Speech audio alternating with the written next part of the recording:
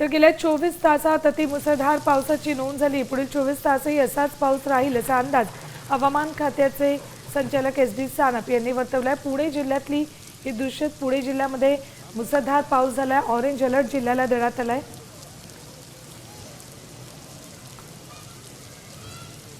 पुण्यासह राज्यभर पाऊस सुरू आहे। काही ठिकाणी मुसळधार तर काही ठिकाणी ढगफुटी झालेला आहे। एकूणच हा पाऊस पुढे किती काळ चालणार आहे किंवा आत्ताची काय परिस्थिती आहे हे जाणून घेणार आहोत। माझ्यासोबत IMDचे SD सानप सर आहेत। येस, महाराष्ट्रातील बहुतांश ठिकाणी गेल्या 24 ते 48 तासांमध्ये मुसळधार ते अतिमुसळधार पावसाची नोंद विविध ठिकाणी आपल्याला झालेली दिसून येते आणि त्याचं मुख्य कारण म्हणजे बंगालच्या उपसागरामध्ये एक कमी दाबाचं क्षेत्र तयार झालं होतं आणि ते पश्चिमेकडे सरकल्यामुळे आणि विदर्भावर ते विरलं गेलेलं आहे, परंतु हवेतील चक्रीय स्थिती अजूनसुद्धा कायम आहे आणि यामुळे मान्सूनचे वारे सक्रिय झालेले आहेत आणि या सगळ्या कारणांमुळे महाराष्ट्रातील बहुतांश ठिकाणी स्पेशली पश्चिम महाराष्ट्र असेल, किनारपट्टीचा प्रदेश असेल किंवा मराठवाडा असेल, या ठिकाणी जास्त पाऊस आपल्याला गेल्या 24 ते 48 तासांमध्ये दिसून आलेला आहे।